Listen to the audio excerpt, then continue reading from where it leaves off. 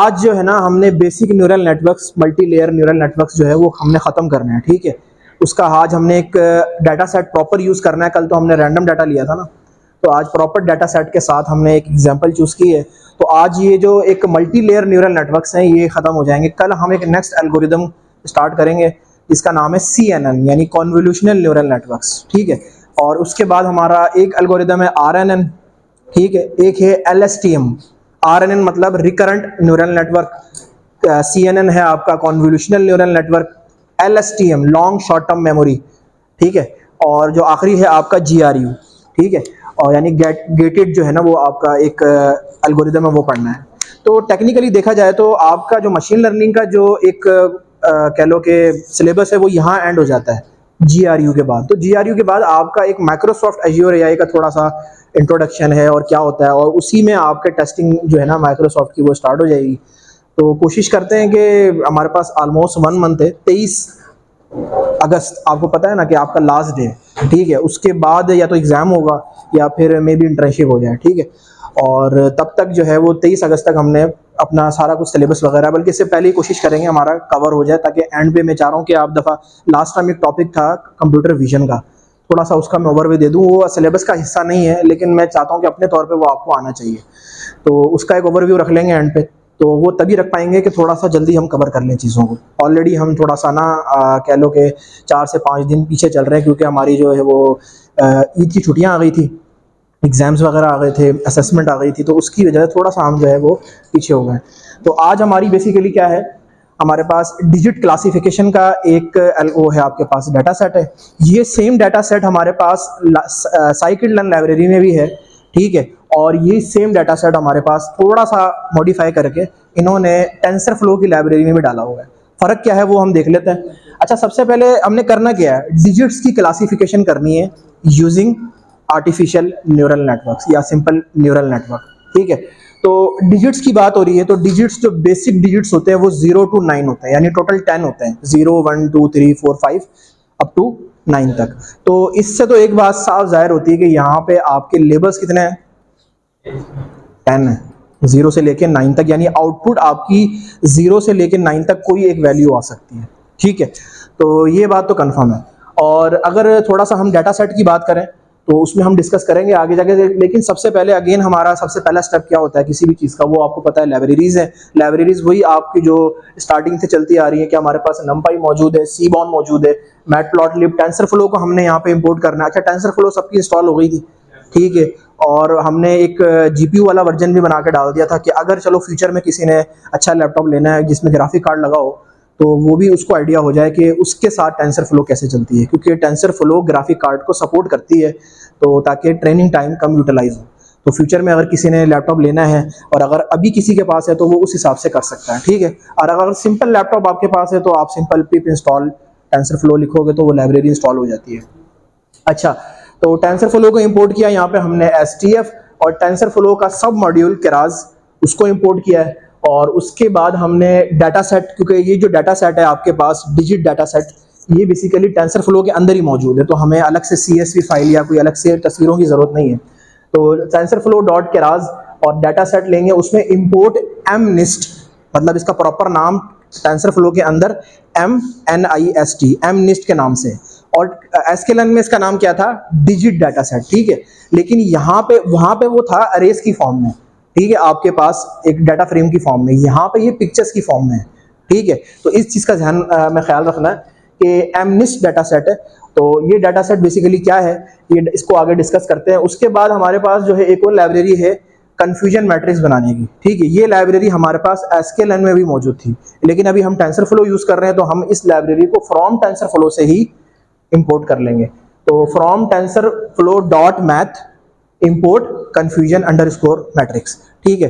तो अगर तो ये बनाना हो ताकि आपकी एवोल्यूशन आपको पता चल सके, आपको आइडिया है ना कि कन्फ्यूजन मैट्रिक्स क्या होता है, वो पूरे मॉडल की ट्रेनिंग के बाद एक एवोल्यूशन चेक की जाती है कि कितने % प्रोबेबिलिटी रही कि ये आया है आपका जो है रेलेवेंट थ्रेड्स लेवल या हमारे पास टेस्टिंग के हिसाब से, तो उसको हम यहाँ पे चेक कर सकते हैं। एवोल्यूशन मैट्रिक्स होता है एक तरह का। अच्छा, उसके बाद हमारा सबसे पहला स्टेप कंप्लीट होता है यहाँ पे कि हमने लाइब्रेरीज को सक्सेसफुली इंपोर्ट कर लिया है। और उसके बाद अगला स्टेप क्या है कि हमने डाटा सेट को लोड करना है यहाँ पे। और डाटा सेट लोड करने के साथ ही हम यहाँ पे उसके एक्स टेस्ट वाई टेस्ट जो है वो हम डिक्लेयर कर देंगे। अच्छा, यहाँ पे थोड़ा सा सिंटैक्स यहाँ पे मैंने चेंज किया है, मतलब वही है जो हम करते रहे। मैंने यहाँ पे हैश के साथ सेकंड लाइन भी लिख दी है कि अगर आपको ये वाला पैटर्न अच्छा लगता है आप ये वाला यूज कर लो, लेकिन ये वाला भी यूज कर सकते हैं कि ट्रेन इमेजेस, क्योंकि बेसिकली हमारा जो डाटा सेट है ना ये सारी तस्वीरें हैं। इसको मैं आगे डिस्कस करता हूँ क्या चीज़ है। पहले आप ये समझो, ट्रेन इमेजेस ये वही चीज़ है जैसे एक्स ट्रेन होता है, ठीक है। ट्रेन लेबल्स क्या होता है, वाई ट्रेन। आगे आपके पास है टेस्ट इमेजेस, क्या होता है आपके पास एक्स टेस्ट। और टेस्ट लेबल्स क्या होता है, वाई टेस्ट। या ये वही चीज़ें हैं जो हमारी ट्रेनिंग की जो आपके पास चीज़ें आती हैं या टेस्ट लेबल्स के हवाले से चीज़ें आती हैं। ट्रेन टेस्ट भी लिख सकते हो, ये लाइन बेसिकली इस तरह भी लिख सकते हो, या फिर अगर चाहो तो इस तरह भी लिख सकते हो। और आके इसको इक्वेट कर देना है हमने किसके, एमनिस्ट डॉट लोड डाटा सेट। ये एमनिस्ट वही है जो मैंने यहाँ इंपोर्ट किया है, और इसमें आगे एक सब मॉड्यूल है कि यहाँ पे इसको लोड कर दे। तो 2 मिनट लेगा लोड करने के लिए, क्योंकि डाटा बहुत बड़ा है हमारा, तो इसलिए इसको यहाँ पे करना जरूरी है, ठीक है। दोनों में से कोई सा भी आप चूज कर सकते हो। अगर आपको ये सूटेबल लगता है कि मैंने एक्स ट्रेन वाई ट्रेन जो मैंने पढ़ा है पहले से मशीन लर्निंग में, उसी को मैं लेके चलूँ, वो भी ठीक है, नहीं तो इस तरह से भी आप चेंज कर सकते हो उसको। अच्छा, उसके बाद ना डाटा सेट हम लोड कर लेते हैं, उसको एक दफ़ा एक्सप्लोर करते हैं कि डाटा सेट में है क्या। सबसे पहले हम देखेंगे जो हमारी ट्रेन इमेजेस है वो कितनी है, तो उसकी शेप चेक कर लेंगे डॉट शेप कमांड के साथ, तो वो हमारे पास आ जाएगी। यानी टोटल 60,000 इमेजेस हैं, वैसे टोटल 70,000 हैं, जिसमें से हमने इसको 2 हिस्सों में तकसीम किया है। हमने क्या किया है कि हमने 10,000 जो है वो टेस्टिंग लेबल्स उसके लिए ले लिए, टेस्टिंग पर्पस के लिए, और 60,000 हमने लिए हैं ट्रेनिंग पर्पस के लिए। और ये जो रेशो है बाय डिफ़ॉल्ट है, यहाँ पे हमने कोई जो है वो रेशो नहीं दी उसको, उसने बाय डिफ़ॉल्ट जो है वो उसको चूज़ कर लिया है। और आगे 60,000 इमेजेस में से हर इमेज की साइज़ कितना है, 28 बाय 28। यानी अगर एक पिक्चर आपके पास ये है तो इसका बेसिकली ये वाला साइज़ 28 का है। अब 28 क्या होते हैं, पिक्सल्स होते हैं अगर पिक्चर की बात की जाए। और जो इसकी जो विड्थ है आपकी, ये भी 28 पिक्सल्स की है, ठीक है। नॉर्मली आपके मोबाइल की स्क्रीन की रेशो कितनी होती है, अगर आपके पास नॉर्मल मोबाइल है तो उसकी 1280 बाय 720 होती है हमारी, जिसको HD कहा जाता है। यानी अगर फर्ज करो आपके घर में कोई LED या LCD लगा हुआ है 4K रेजोल्यूशन का, तो उसकी क्या होगी, कभी चेक किए किसी ने कि 4000 कुछ करके होती है और आगे 2000 या 3000 होती है, जिसको हम कहते हैं 4K LED, या अब तो 8K भी आ गया मार्केट में। आपका जो लैपटॉप होता है, लैपटॉप की 720p HD होती है। अक्सर आप चेंज करते हो ना जब यूट्यूब देख रहे होते हो लैपटॉप पे, मोबाइल के जरिए भी हो जाती है, तो उसकी आप रेजोल्यूशन चेंज करते हो ताकि थोड़ी सी उसकी क्वालिटी बढ़ जाए। वो बेसिकली आप उसके पिक्सल्स बढ़ा रहे होते हो एक आसान से अल्फाज में। तो ये वो होती है बेसिकली आपकी। तो हमारे पास डाटा क्या है, हमारे पास ट्रेन इमेजेस में 60,000 इमेजेस हैं, और हर इमेज कितने साइज की है, 28 बाय 28। 28 बाय 28 नॉर्मली इतना सा ही होता है, छोटा सा होता है, ठीक है। और टेस्टिंग में हमारे पास 10,000 टेस्टिंग में चली गई हैं, और वो भी सेम 28 बाय 28 की हैं। और इस तरह से यहाँ पे उसकी लेंथ चेक करनी हो तो लेंथ भी चेक कर सकते हो। ये पैटर्न वही सेम है जैसा कि आपने मशीन लर्निंग में किया है। यहाँ तक क्लियर है? अच्छा, अब उसके बाद थोड़ा सा मजीद एक्सप्लोर करते हैं कि एक ट्रेन इमेजेस में से उसकी डायमेंशन क्या है। तो डायमेंशन बताया गया, थर्ड डायमेंशन मतलब 3 डायमेंशन उसकी 3 है। और उसकी डी टाइप क्या है, यानी उस कितने बिट का है, 32 बिट का है, 64 बिट का है, या फिर आपके पास 8 बिट का है। तो ये आपको बता देगा ये हर इमेज जो है वो एक 8 बिट का इमेज है, ठीक है। क्लियर है यहाँ तक? तो ये थोड़ा सा हमने इसकी एक्सप्लोर किया है। आगे मैंने कुछ चीज़ें लिखी हुई हैं कि देखो ये जो आपकी एन डायमेंशन है ना, ये डिनोट करती है बेसिकली कि जो आपका टेंसर है उसका रैंक। टेंसर यहाँ पे क्या है, यानी ये जो आपकी 28 बाय 28 की जो इमेज है ना, इसके पीछे एक अरे है। वो मैंने अरे देखो बनाई हुई है कि आपकी जो ये इमेज है ना, अगर मैं इसको अरे में कन्वर्ट करूं तो इस तरह की एक अरे बनेगी। ये थोड़े से मैंने रोज और कॉलम्स कम बनाए। 28 बाय 28 का क्या मतलब होता है कि 28 रोज हैं, 28 कॉलम्स हैं, और ये एक स्क्वायर पिक्चर है। जैसे इंस्टाग्राम में या स्नैपचैट में या किसी और जो आप यूज़ करते हो उसमें स्क्वायर पिक्चर का आपको आइडिया होगा कि उसकी लेंथ और विड्थ या डायगोनल कह लो उसका बराबर होता है, तो उसको कहा जाता है स्क्वायर पिक्चर। तो इसमें क्या है, 28 रोज हैं, 28 कॉलम्स हैं, तो ये एक स्क्वायर पिक्चर है। और अगर इसको हम अरे में कन्वर्ट करें तो उसके बैक एंड पे ये वाली अरे होती है। तो होता क्या है, जो उसका बेसिकली आपका जो ब्लैक पार्ट है वो सारा जीरो हो जाएगा, क्योंकि हर जो आपके पास एक कलर है ना उसका एक कोड होता है। आप गूगल पे जाके लिखना RGB कलर कोड चार्ट, तो आपके पास एक चार्ट आ जाएगा जिसमें बताएगा कि ब्लैक का कलर कोड क्या है, वाइट का कलर कोड क्या है, टोटल होते हैं 0 से लेके आपके पास 255 तक कलर कोड्स होते हैं, और हर एक कोड जो है एक कलर को रिप्रेजेंट करता है। मिसाल के तौर पे अगर आप ये लिखोगे ना गूगल पे जाके, आपके सामने पूरा चार्ट आ जाएगा कि पिंक कलर का कोड क्या है, आपके पास ब्लैक कलर का कोड है 000, और व्हाइट का है 255, रेड का है 255,0,0। अब ये 0,0 क्या है, बेसिकली 3 चीजें हैं। अगर हम कलर पिक्चर की बात करें तो हमारे पास 3 लेयर्स होती हैं एक कलर पिक्चर में। कौन कौन सी लेयर्स होती हैं? RGB। तो अगर इसको मैं थोड़ा सा बनाऊं तो इस तरह से बनेगा। ये आपके पास 3 तरह की लेयर्स होती हैं, एक होती है रेड फॉर्म में, एक होती है ग्रीन फॉर्म में, एक होती है ब्लू फॉर्म में, ब्लैक नहीं ब्लू फॉर्म में। तो RGB जो है ना, ये 3 कलर्स मिलकर, ये बेसिक कलर्स हैं, ये 3 कलर मिलके एक कलरफुल पिक्चर आपकी जनरेट करते हैं। ठीक है, तो कोई भी आपने अक्सर देखा होगा जो कलर प्रिंटर होते हैं ना, उसमें बेसिक कलर होते हैं ये तीनों। ठीक है, तो वो क्या करेंगे, ये तीनों कलर मिलके एक नया कलर बना लेते हैं।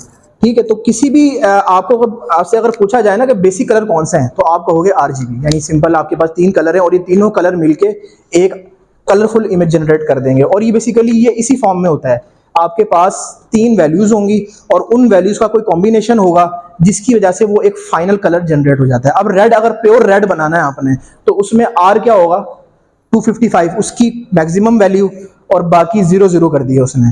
तो यहाँ पे प्योर रेड कलर जनरेट हो गया। अब समझ आया ये प्योर रेड कलर आया कैसे? ये 3 चैनल है, ये पहला चैनल R है, दूसरा चैनल G है और तीसरा चैनल B है। अब देखो ये प्योर अगर रेड बनाना है तो R वाला यानी जो रेड वाला है वो 255 यानी उसकी मैक्सिमम वैल्यू होनी चाहिए, क्योंकि हमने प्योर रेड बनाना है। और अगर G का उसमें होना ही नहीं चाहिए 0, और जो आपका B है वो भी नहीं होना चाहिए, वो भी 0 होगा। तो इस फॉर्मेशन से क्या वो जनरेट हो जाएगा, प्योर रेड कलर। अगर इसमें कुछ आपने ऐड करना है, मजेंडा बनाना है आपने, तो मजेंडा में ये है कि ग्रीन और ब्लू का कुछ हिस्सा आ जाएगा, तो उससे क्या होगा, वो आपका मजेंडा बन जाएगा। यानी अगर पिंक बनाना है तो पिंक में R का कुछ हिस्सा होगा, ग्रीन का कुछ हिस्सा होगा और ब्लू का कुछ हिस्सा होगा, तो वो पिंक जनरेट हो जाएगा। तो इसी तरह से सारे कलर इस तरह जनरेट होते हैं। ठीक हो गया, समझ आई ये चीज? तो बेसिकली मेरे पास जो पिक्चर है ना, जो 28 बाय 28 की पिक्चर है, उसके पीछे एक अरे है। ठीक है, और वो अरे में जहां जहां ब्लैक होगा या जिस कलर का होगा उसी हिसाब से उसका अरे का कोड आ जाएगा। और कोड कहां से आएगा, इस कलर कोड चार्ट से। ये याद करने की जरूरत नहीं है, ये डायरेक्ट खुद ही बन जाता है, हमें इसकी जरूरत नहीं बनाने की। मैं समझाने के लिए बता रहा हूँ कि एक पिक्चर के बैक एंड पे एक अरे होती है और उस अरे के अंदर कलर कोड्स होते हैं। ठीक है, तो अब देखो यहाँ पे ना जहां जहां ब्लैक है ना उसने 00 कर दिया है, और जहां जहां आपका ये वाला पोर्शन था उसमें कुछ वैल्यूज जनरेट की हुई है ताकि वो 2 रिप्रेजेंट हो जाए। अब समझ आया ये मैट्रिक्स और अरे और टेंसर का क्या कॉम्बिनेशन है। तो मैं यहाँ ये बता रहा था आपको, टेंसर बेसिकली एक मैट्रिक्स होता है, सही है, उसका एक सेकंड नाम है टेंसर। तो उसका रैंक यहाँ पे क्या है, 3। अब रैंक आपको आइडिया होगा कि आपने मैट्रिसेस पढ़े हुए हैं, तो हम इसकी डिटेल में नहीं जा रहे हैं यहाँ पे। ऑफ 8 बिट इंच, अच्छा, इट इज एन अरे ऑफ 60,000 मैट्रिसेस, यानी हमारे पास 60,000 इमेजेस का मतलब है कि हमारे पास 60,000 मैट्रिक्स हैं यहाँ पे। और हर मैट्रिक्स कितने उसका इंटीजर का है, 28 बाय 28 का। ठीक है, each matrix is a grey scale image. अच्छा, ये कलर्ड इमेजेस नहीं है हमारी, ठीक है, ग्रे स्केल इमेजेस है, यानी ब्लैक एंड व्हाइट फॉर्म में है। तो जब जो चीज़ ब्लैक एंड व्हाइट फॉर्म में होती है उसको हम ग्रे स्केल कहते हैं, और विद वैल्यूज 0 से लेके 255 तक। और इसकी मैंने आपको पूरी कहानी समझा दी कि 0 से लेके 255 तक कलर्स कोड कैसे होते हैं। अच्छा, ये वो आगे वही डिस्क्रिप्शन है। अगर हम चेक करें, मैं चेक करना चाहता हूँ कि मुझे एक रेलेवेंट इमेज, ट्रेन इमेज में से इंडेक्स 0 पे जो इमेज रखी हुई है उसका शेप बताएं। तो ऑब्वियसली उसका शेप क्या होगा, 28 बाय 28। लेकिन मैं कहता हूं कि मुझे उसको प्रिंट करके दें, तो मैं क्या करूंगा, सिंपल ट्रेन इमेज जो कि 0 इंडेक्स पे पड़ी है, यानी सबसे 0 इंडेक्स पे पड़ी है, उसको प्रिंट करके देगा। तो आपको इस तरह का ये वाला पूरा मैट्रिक्स यहाँ पे प्रिंट कर देगा, जिसमें क्या होगा, जिस तरह से आपकी वैल्यू लिखी होगी उसी हिसाब से उसके कलर कोड्स होंगे। अगर फर्ज करो यहाँ पे 5 लिखा हुआ है, तो 5 में जहां जहां 5 आ रहा है वो सारा पार्ट जो है वो कोड के साथ आ जाएगा, और जो आसपास वाला जो ब्लैक वाला पार्ट है वो 0 के साथ आ जाएगा। ठीक है, तो आप इसको खुद भी देख सकते हो कि ये पूरा इतना बड़ा मैट्रिक्स 28 बाय 28 रोज 28 कॉलम्स का एक मैट्रिक्स जनरेट होगा। तो अब देखो कि हम कितना बड़ा डाटा न्यूरल नेटवर्क को देने वाले हैं आगे जाके। ठीक है, समझ आया? अब इसको फर्ज करो अगर आपको मैट्रिक्स की फॉर्म में नहीं समझ आ रहा तो आप क्या कर लो, इसको प्रिंट कर लो। प्रिंट के लिए हमारे पास मैटप्लॉटलिब है। मैटप्लॉटलिब में हमारे पास क्या है, एक फंक्शन है IMShow, ये गलत लिखा हुआ है IMShow। तो उसमें यहाँ पे आप इसी इमेज का नाम दोगे, और आगे इसको अगर ये करना चाहते हो कि उसकी मैपिंग ग्रे हो, नहीं हो तो आप सिंपल यहीं क्लोज कर देना और उसको शो करवा देना, तो आपके पास ये जो इमेज यहाँ जनरेट हुई है उसका प्लॉट आ जाएगा, यानी वो एक्चुअल फॉर्म में कैसी दिखती है वो आ जाएगी। ठीक है, समझ आया यहाँ तक? अच्छा, अब ट्रेन लेवल हमने चेक कर लिया, उसके बाद क्या करना है, अभी हमारा ये क्या हो गया, डाटा एक्सप्लोर हो गया।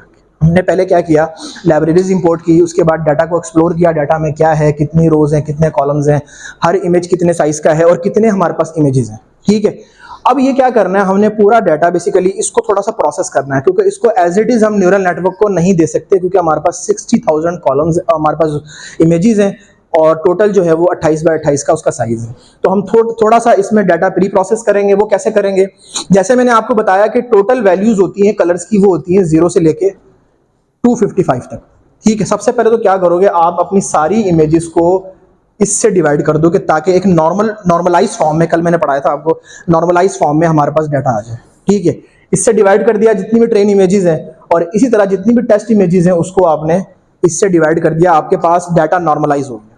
ठीक हो गया, उसके बाद अब क्या करना है, डाटा को फ्लैट करना है, क्योंकि न्यूरल नेटवर्क्स की इनपुट पे देना है। लास्ट टाइम मैंने आपको, जब मैंने इसकी थ्योरी पढ़ाई थी, उसमें मैंने बताया था कि अगर इमेज का जो साइज होता है उसको मल्टीप्लाई करते हैं टोटल पिक्सल निकालने के लिए, तो इसके टोटल पिक्सल कितने होंगे, 28 multiply by 28 is equal to जो भी आंसर आएगा 784 आंसर आता है, तो 784 पिक्सल्स इस इमेज, एक इमेज में है आपके पास। ठीक है, तो हम क्या करेंगे, सिंपल रेफरेंस देंगे कि भाई एक बनाया वेरिएबल ट्रेन इमेजेस फ्लैटन, हम इमेजेस को फ्लैटन करने लगे हैं। ठीक है, सीधा करने लगे आसान से अल्फाज में, क्योंकि हमने एक इनपुट लेयर बनानी है। तो हम क्या करेंगे, एक नया बनाया वेरिएबल, आप सिंपल x कह दो, अगर आपको इतना बड़ा नाम लिखना अच्छा नहीं लगता, तो आप क्या कहोगे, ट्रेन इमेजेस, ये वही चीजें जो मैंने यहाँ बताई थी आपको, उसको रीशेप करेंगे आसान से अल्फाज में। रीशेप किया और जितने हमारे पास इमेजेस हैं उसका रेफरेंस दिया, और आगे जितना उसका साइज है उसका रेफरेंस दे दिया। ठीक है, और उस यही काम हमने टेस्ट इमेजेस के साथ भी कर लिया। ठीक है, दोनों काम हो गए। समझ आए क्या हुआ है यहाँ पे, पहले हमने डाटा को नॉर्मलाइज किया, यानी जो उसकी टोटल वैल्यू थी कलर की उससे डिवाइड किया, और उसके बाद उसको फ्लैट कर लिया, यानी उसको एक स्ट्रेट फॉर्म में कर लिया, क्योंकि हमने ये सारी स्ट्रेट फॉर्म आगे किसको देनी है, आपके इनपुट पे देनी है। तो दो काम हो गए, फ्लैटन हो गई है हमारे पास। अब इसकी ना एक दफा दोबारा शेप चेक कर लो कि हमने फ्लैटन कर लिया, अब क्या शेप है इसकी, अब इसकी शेप होगी आपकी 60,784, क्योंकि ये वाला जो कॉलम था 28 बाई 28 का, ये आपस में मल्टीप्लाई हो गया, टोटल पिक्सल आ गए आपके पास। ठीक हो गया, यहां तक समझ आया, शेप आ गई। अब आगे क्या करना, ये मैंने आपको समझाने के लिए दोबारा बनाई थी कि बेसिकली होगा क्या कि आपके पास अगर 2 इमेज है और उसको आपका, उसकी अगर हम अरे देखें तो वो इस तरह दिखेगी, और ये 28 रोज है, 28 कॉलम्स हैं, और इस तरह से जहां जहां 2 लिखा हुआ है वहां वहां कोई वैल्यू होगी कलर कोड की, और बाकी जहां ब्लैक है आपके पास तो वो सारा 0 0 हो जाएगा, क्योंकि ब्लैक का कलर कोड 0 होता है। ठीक है, और व्हाइट का क्या होता है 255। हाँ जी यार देखो, पहले तो आप टोटल बताओगे ना, हमने देनी आगे जाके 784 ही है, लेकिन यहाँ पे एक रेफरेंस दिया है कि इमेजेस आपके पास 60,000 है, तो टोटल इमेजेस का हर इमेज को क्या करे, वो फ्लैट कर ले। ये जस्ट एक समझ लो कि एक सेंटेक्स है बताने का कि आपके पास टोटल 76, ये बेसिकली इसका पार्ट नहीं होता कि इसके साथ मल्टीप्लाई हो जाएगा। ठीक है, मल्टीप्लाई इन दोनों नहीं होना है। ठीक है, क्योंकि एक इमेज का रेफरेंस हमने देना होता है, वो आगे क्या करेगा, टोटल सारी जितनी इमेजेस होंगी ना आपकी, वो क्या करेगा, इस सबको 1 बाय 1 फ्लैट कर लेगा, और टोटल दिखा देगा कि 60,000 की इमेजेस आपकी सारी की सारी जो है वो क्या हो गई हैं, रीशेप हो गई हैं, यानी फ्लैट हो चुकी हैं। ठीक है, समझ आया। अच्छा, यहाँ पे क्या होगा, क्या फिर ये आपके पास एक, मैं जस्ट एक उसकी इमेज का रेफरेंस दे रहा हूँ आपको, आपका उसका अरे आ गया, अरे के बाद जब इसने 28 मल्टीप्लाई बाय 28 कर दिया तो आपके पास ये फ्लैटन अरे आ गई, जिसमें सिर्फ एक ही कॉलम है, और रोज तो खैर आपके पास 784 होंगी, तो ये फ्लैट हो चुकी है, यानी मल्टीप्लाई हो चुकी है। और ये इसमें कितनी आपके पास है, रोज कितनी है, 784, कॉलम एक ही, क्योंकि फ्लैट हो चुका है। आगे इस पूरे कॉलम को हमने न्यूरल नेटवर्क को देना है, यानी इनपुट लेयर में हमारे पास कितने न्यूरॉन्स होंगे, 784। ठीक है, तो ये मैंने एक छोटी सी इनपुट लेयर बनाई है कि इसमें हमारे पास 784 न्यूरॉन है, और फर्ज करो अगर मैं हिडन लेयर नहीं बनाता तो मैं डायरेक्ट इसको आउटपुट लेयर पे दूं, तो मेरे पास आउटपुट कितनी होंगी, आउटपुट लेयर के न्यूरॉन्स कितने होंगे, अगर मैं हिडन लेयर नहीं बनाता और मैं इसके डायरेक्ट आउटपुट लेयर बनाना चाह रहा हूँ, तो मेरे पास कितने न्यूरॉन होंगे आउटपुट में, जितने लेबल्स हैं उसके लेबल्स कितने हैं, 10, 0 से लेके 9 तक। तो ये 0, 1, 2 अप टू सो ऑन 9 तक। तो इस तरह भी न्यूरल नेटवर्क तैयार हो सकता है। ये जैसे एक विजुअलाइजेशन है समझाने के लिए। आगे कोडिंग स्टार्ट करते हैं। कोडिंग में केस 1 है, मैं आपको यहाँ पे 3 डिफरेंट केसेस से मैं इसकी कोडिंग समझा रहा हूँ, ठीक है। पहला केस है न्यूरल नेटवर्क्स बनेगा विद नो हिडन लेयर, ये वाला केस कि हमारे पास इनपुट लेयर होगी, हमारे पास आउटपुट लेयर होगी, नो हिडन लेयर होगी। तो हम क्या करेंगे, वही सारा सेम मेथड है, कोई डिफरेंस नहीं। जो हमने कल किया था, मॉडल बनाया, मॉडल का फंक्शन बना दिया, आगे मॉडल केरास सिक्वेंशियल और उसमें लेयर ली। लेयर हमने पहली इनपुट लेयर देनी है, इनपुट लेयर में मैंने क्या कहा, शेप दे दी, शेप 784, या फिर मैं इसको इस तरह भी दे सकता हूँ 28,28 और इस तरह से, आप मर्जी हमारी, ठीक है। तो 784 इनपुट लेयर आ गई। इनपुट लेयर के बाद अगली लेयर कौन सी होगी, क्योंकि हिडन लेयर तो है ही नहीं, आउटपुट लेयर, वो डेंसली कनेक्टेड होगी पिछली लेयर के साथ। अब इसका क्या मतलब है कि इस लेयर के हर न्यूरॉन पिछली लेयर के हर न्यूरॉन से अटैच है, ठीक है। तो डेंसली कनेक्टेड है, ये शेप है उसकी, total number of neurons input layer के, सॉरी आउटपुट लेयर के। और उसका एक्टिवेशन फंक्शन क्या होगा, सिग्मोइड, क्योंकि आउटपुट लेयर है ऑब्वियसली। तो यहाँ पे मॉडल खत्म, 2 लेयर का मॉडल बना है हमारा। पहली लेयर हमारी थी 784 न्यूरॉन्स की और दूसरी लेयर हमारी 10 न्यूरॉन्स की। उसके बाद नाम रख दिया उसका एक मॉडल का, मैंने इसको कहा neural network with no hidden layer.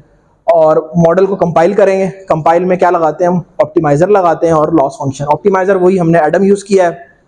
अब लॉस फंक्शन डिफरेंट है, sparse categorical cross entropy. Sparse matrix मैंने आपको समझाया था, यही क्या है, हमारे पास एक मैट्रिक्स है, तो वो इसका जो लॉस फंक्शन है वो स्पार्स की फॉर्म में होगा। वो क्या करेगा, इस मैट्रिक्स को आगे स्पार्स मैट्रिक्स बनाएगा, वो खुद उसका काम है। थ्योरी क्या थी वो मैंने आपको समझाई थी इसकी, जब हमने थ्योरी पढ़ी थी। तो यहाँ पे हमने लॉस फंक्शन यूज़ किया स्पार्स का, और मैट्रिक्स वही हमारी जो एक्यूरेसी फाइंड करना चाहते हैं हम। और मॉडल को रिटर्न किया, उसका नाम, उसका ऑब्जेक्ट बना लिया और समरी निकाल ली पहले ट्रेन करने से पहले। तो समरी में हमारे पास एक ही लेयर आई है ऑब्वियसली, जो इनपुट लेयर तो यहाँ शो नहीं होती, डेंस लेयर आई है जिसकी आउटपुट शेप ये है, और टोटल पैरामीटर्स ये खुद ही कैलकुलेट कर लेगा। अब ये आपको आइडिया है टोटल पैरामीटर्स क्या हैं, पेपर में जो सवाल आया था कि जितने number of weights and biases, तो वो टोटल जितने भी बनेंगे वो निकाल के उसने यहाँ रख दिए हैं, और कितनी बाइट्स कंज्यूम किए 30 KB उसने लिए टोटल साइज। और उसके बाद मॉडल को फिट कर देंगे। फिट किस पे करेंगे, ट्रेन इमेजेस फ्लैटेंड, जो हमने फ्लैट किए वैल्यूज, मेन ट्रेनिंग इमेजेस पे नहीं करेंगे। और आगे लेबल्स कौन से होंगे, ट्रेन लेबल्स होंगे। एपोचेस हमने यहाँ 5 चलाएं, ज़्यादा नहीं यूज़ किए हमने, क्योंकि अगर ज़्यादा यूज़ करोगे, फर्ज करो 50 यूज़ करते हो, तो हो सकता है टाइम 15 से 20 मिनट लग जाए। यहाँ पे नॉर्मली 5 मिनट लगते हैं या 2-3 मिनट लगते हैं। क्या देखो, लेबल्स को फ्लैट क्यों नहीं किया, क्योंकि वो लेबल के अकॉर्डिंग चूज कर रहा है। हमने ट्रेनिंग इमेजेस को फ्लैट करना है ना, कि यहाँ पे हमारे जो लेबल्स हैं वो बेसिकली आपके तो 0 से लेके उतने ही है ना। यहाँ पे फ्लैट इसलिए किया था कि आगे जाके हमने वो बनाना है कंफ्यूजन मैट्रिक्स, तो इसलिए हमने इनको पहले ही फ्लैट कर लिया है। लेबल्स तो आपके पास इतने ही है ना, 0 से लेके, अगर लेबल यहाँ चेक करोगे ना आप, ट्रेन लेबल्स, तो आपके पास अरे जनरेट होगी 0 से लेके 9 तक की। तो इसीलिए यहाँ पे फ्लैटन यूज नहीं किया। तो और यहाँ पे किया क्यों था, ताकि हमारा आगे कंफ्यूजन मैट्रिक्स बन जाए, ठीक है, इसलिए। तो अप्रोचेस 5 चलाया हमने, ज़्यादा नहीं चलाए। तो अप्रोच आपका चलेगा, एक ने मेरी वाली इस मशीन पे तकरीबन कोई 6 सेकंड लिए हैं, वो डिपेंड करता है कि आपकी जो प्रोसेसिंग पावर है लैपटॉप की कितनी है, तो उसके हिसाब से ये टाइम होगा।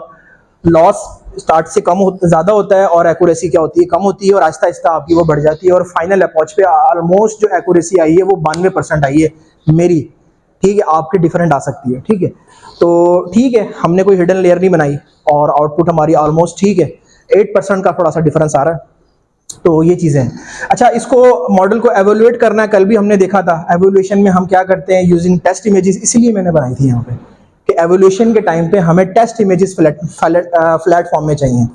तो ये किया हमने। इसकी जो हम एवेलुएशन करेंगे उसमें एक्यूरेसी बेहतर आ रही है, और प्रिडिक्शन कर लेंगे हम टेस्ट इमेजेस पे, क्योंकि हमारे पास अभी कोई रेफरेंस इमेज नहीं है। तो हम क्या करेंगे, जो हमारे टेस्ट इमेजेस है उसी पे ही हम अपना प्रिडिक्शन कर लेंगे। तो प्रिडिक्शन के टाइम पे जो प्रेड्स लेवल 0 आया है वो एक अरे जनरेट करेगा, और उस अरे को अगर कन्वर्ट करो तो आपको वो क्या बनता है, 7 बनता है। और एक्चुअल हमारा टेस्ट लेवल 0 पे क्या पड़ा हुआ है, 7 पड़ा हुआ है।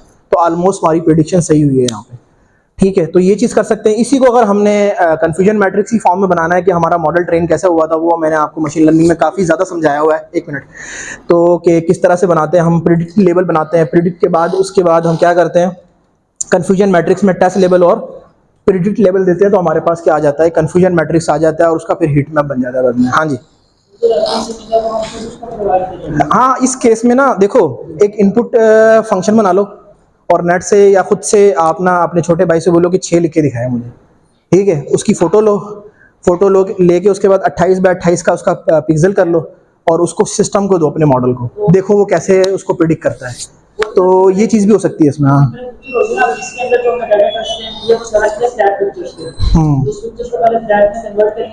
नहीं नहीं, उस पिक्चर को, हाँ पहले क्या करोगे आप, किसी से नंबर लिखवाओगे, क्योंकि हम क्या कर रहे हैं यहाँ पे, हैंड राइट डिजिट ठीक करने लगे ना, तो आप किसी से बेसिकली 6 लिखवाओ या 1 2 लिखवा लो, उसकी पिक्चर लो, उसको पहले कन्वर्ट करो 28 बाय 28 में, ठीक है, उसको फ्लैटन करके सिस्टम को दे दो, ठीक है, जो ट्रेन हुआ मॉडल इनपुट लेयर की इनपुट फंक्शन की फॉर्म में, ठीक है। तो वो फिर चेक कर सकता है कि ये आपने जो पिक्चर दी है, क्योंकि इसने 92% एक्यूरेसी दिखाई है ना, हो सकता है वो गलत प्रिडिक्ट कर दे 8% के फर्क से। तो ये चीज़ हम चेक कर सकते हैं, क्योंकि हमने जो इसको डाटा दिया है ना, ये 60,000 इमेजेस हैं और ये सारी रैंडमली लिखी हुई हैं, किसी ने 9 इस तरह लिखा है, किसी ने 9 इस तरह लिखा है, तो ये 60,000 इमेजेस हैं। तो इस तरह से हम इसको चेक कर सकते हैं कि आप एक इनपुट फंक्शन बना के रैंडम कोई रेफरेंस इमेज ले लो और इसको सिस्टम को दो, तो वो आपको प्रेडिक्ट करके दे सकता है ये चीज़। तो ये एक छोटा सा मिनी प्रोजेक्ट भी है कि आपने हैंड राइटिंग डिजिट जो है वो प्रिडिक्शन की है यूजिंग एमनिस डाटा सेट इन टेंसरफ्लो या इन डीप लर्निंग, ठीक है। तो इस तरह कर सकते हैं। मैंने यहाँ पे कोई रेफरेंस इमेज नहीं दी, मैंने जस्ट टेस्ट इमेजेस जो मैंने अलग की थी उनमें से रेफरेंस दिया है और उसमें से भी 0 इंडेक्स पे जो पड़ा हुआ है वो उसका रेफरेंस दिया, तो मुझे उसने एक अरे जनरेट करके दे दी है और उस अरे को अगर मैं चेक करूं तो वो मुझे 7 बता रहा है और वो ऑलमोस्ट हमारा सही है। अच्छा ये समझ आया, कंफ्यूजन मैट्रिक्स वही सेम टर्मिनोलॉजी जो हम पहले करते रहे, ठीक है। अब केस 2 है, ये तो हमने बनाया विदाउट हिडन लेयर। केस 2 में हम कहते हैं कि neural network with hidden layer, यानी इसको हम MLP भी कह सकते हैं, मल्टी लेयर परसेप्ट्रॉन हमारा कह सकते हैं। तो हमने क्या करना है, वही सारा कुछ इस्तेमाल करना है। हमने क्या करना है, जस्ट एक और लेयर ऐड कर दी है यहाँ पे जो कि कहलाएगी हमारी हिडन लेयर, उसमें 128 न्यूरॉन रख दिए और ये हिट एंड ट्रायल की बेस पे होता है, आप इससे ज़्यादा भी रख सकते हो। देखो आपकी इनपुट शेप कितनी है 784, तो कोशिश करना है इससे कम ही रखना, 512 रख सकते हो, 256 रख सकते हो। और मैंने आपको ये भी कहा था कि एक ऑप्टिमम वैल्यू आपकी 2 की फॉर्म में निकल आती है, ठीक है। तो मैंने एक सिंपल वैल्यू यहाँ पे 128 न्यूरॉन की दे दी और एक्टिवेशन फंक्शन कौन सा लगा दिया, सिंपल हिडन लेयर की बात हो रही है तो रेलू लग गया है यहाँ पे।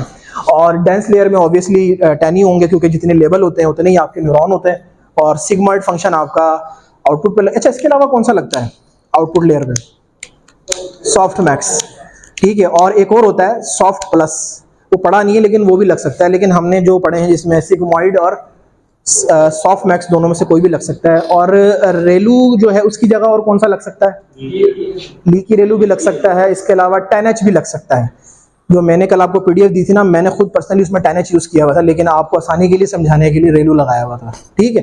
तो ये 3-4 चीज़ें अब तो याद हो गई होंगी, 3 से 4 दफ़ा डिस्कस कर ली हमने।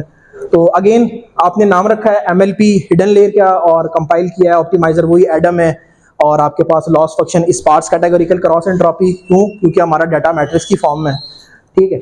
और रिटर्न कर दिया मॉडल को, ऑब्जेक्ट बना लिया और समरी निकाल ली उसकी। समरी में हम यहाँ पे क्या आएगा आपके पास, लेयर 1 लेयर 2 और उसके टोटल पैरामीटर, इसके पैरामीटर, टोटल पैरामीटर और फाइनली कितने बाइट्स उसने कंज्यूम किए हैं मेमोरी में। तो अब इसके थोड़े ज़्यादा हैं ऑब्वियसली, यहाँ थोड़े कम थे क्योंकि उसमें एक लेयर कम थी हमारी। तो ये भी एक तरीका हो सकता है, आगे फिर वही सारा सेम प्रोसीजर है, ठीक है। इसमें आपकी हो सकता है कि यहाँ पे 92% आई है तो इसमें थोड़ी बेहतर आ जाए, क्यों, क्योंकि आप उसकी ट्रेनिंग थोड़ी ज़्यादा करवा रहे हो, बीच में आपने एक एक्स्ट्रा लेयर ऐड कर दी है तो उसका ट्रेनिंग प्रोसेस थोड़ा सा ज़्यादा हो गया, ठीक है। तो ये हो गया हमारा केस 2। इसका आगे अगर प्रोसीजर करना है तो बिल्कुल सेम तरीका, मैं आपको अभी PDF फाइल दे दूंगा, उसमें सारा कंप्लीट प्रोसीजर हुआ है। तो केस 3 में है neural network with flatten and hidden layer, ठीक है। ये जो काम मैंने यहाँ किया था ना, ये काम यहाँ करने की ज़रूरत नहीं है। अगर आप चाहो ये काम आप डायरेक्ट यहाँ करो, ठीक है। जो ये काम मैंने फ्लैटन वाला काम यहाँ किया था ना, इस काम को अगर आप चाहो तो यहाँ नहीं करो, आप डायरेक्ट इधर कर लो। क्या होगा, एक फ्लैटन लेयर वहीं बन जाएगी, ये वाली लेयर मॉडल बना के दे देगा, आप खुद से ना बनाओ। आपको इनपुट शेप पता है 28 बाय 28 की, वो दे दी आपने, फ्लैटन खुद ही कर लेगा वो। आपने क्या करना है, सिंपल मॉडल बनाना है। मॉडल के राज में डॉट सिक्वेंशियल में एक फ्लैटन लेयर होती है, Keras dot layer dot flatten, और आगे क्या देना है, इनपुट शेप देनी है। इनपुट शेप क्या है, 28x28 की, सबको पता है ये। और आगे वही डेंस लेयर 128 की, डेंस लेयर अगेन 10 की, और सिग्मॉइड आ गया आपका आउटपुट पे, और रेलू आ गया आपका कहाँ पे, हिडन लेयर पे, ठीक है। और उसका नाम दे दिया, नाम देने के बाद अगेन कंपाइल किया और मॉडल एक्यूरेसी, तो इसमें थोड़ा सा टाइम और ज़्यादा लगेगा इसकी निस्बत। यहाँ पे 6 सेकंड लिए थे उसने as per your system configuration, हो सकता है यहाँ पे 15 सेकंड ले ले, 20 ले ले, या हर किसी के, अब फर्ज करो किसी के पास बहुत ही पुराना लैपटॉप है तो हो सकता है कि इस पूरे प्रोसेस में वो आधा घंटा ले ले, वो अब डिपेंड करता है आपकी सिस्टम की कॉन्फ़िगरेशन पे। तो अगेन उसका मॉडल बनाया, समरी ली, समरी में हमारे पास यहाँ पे एक फ्लैटन लेयर ऐड हो जाएगी विद नो पैरामीटर। समझ आई ये चीज़, फ्लैटन लेयर के पैरामीटर तो नहीं होंगे ना वहाँ पे, हम इनपुट बाइसिस का तो काम ही कोई नहीं है, हम जस्ट इनपुट शेप को फ्लैटन करने लगे हैं। यहाँ पे इनपुट शेप को फ्लैट किया हमने, तो उसके पैरामीटर तो नहीं होंगे, पैरामीटर तो जीरो ही होंगे। हाँ, आगे जाके जब डेंसली कनेक्टेड होगा तो फिर आगे उसके बाइसिस और वेट्स आ जाएंगे पैरामीटर की फॉर्म में, और डेंस लेयर के भी होंगे और टोटल आ जाएंगे, और आपका टोटल साइज आ जाएगा, ठीक है। तो ये 3 केसेस हैं। आपको जो मैंने पीडीएफ फाइल दी है ना, उसमें 4 केसेस हैं। आखिरी वाला केस छोड़ देना, वो हम पढ़ेंगे मंडे से, ठीक है। उसमें वो CNN वाला केस मैंने उसी के नीचे लिख दिया है ताकि फ्यूचर में आसानी हो हमारे लिए। तो ये बेसिकली एक डाटा सेट है, इस पर हमने काम किया है। एक और डाटा सेट है, उसको भी मैं बता देता हूँ। उसको आपने एज अ टास्क करना है, आज नहीं कल कर लेंगे, या फिर मंडे को कर लेंगे, कल अगर हम पढ़ते हैं तो उसका नाम है फैशन एमनिस्ट। ये है एमनिस्ट। एमनिस्ट में क्या था, 0 से 9 तक पिक्चर्स थी डिफरेंट तरीकों से, कि भाई किसी ने 9 इस तरह लिखा है या इस तरह लिखा है। एक और डाटा सेट है फैशन एमनिस्ट। अब फैशन है तो फैशन क्या होता है, हम जो पहनते हैं बेसिकली, बूट्स हो गया, हमारी टाइज होगी, शर्ट्स हो गया, और अगर लेडीज़ की जो ड्रेसेस होते हैं वो सारे, वो भी 60,000 इमेजेस हैं डिफरेंट ड्रेसेस की फॉर्म में, ठीक है। उन पे भी सेम काम हो सकता है, वो मैं आपको एज अ टास्क के तौर पे दूंगा। सेम तरीका होगा, यहाँ पे एमनिस्ट की जगह हम एफ एमनिस्ट यूज़ कर लेंगे और सारा प्रोसीजर सेम होगा, ठीक है। तो ये लेक्चर आज क्या, उम्मीद है समझ आ गई होगी।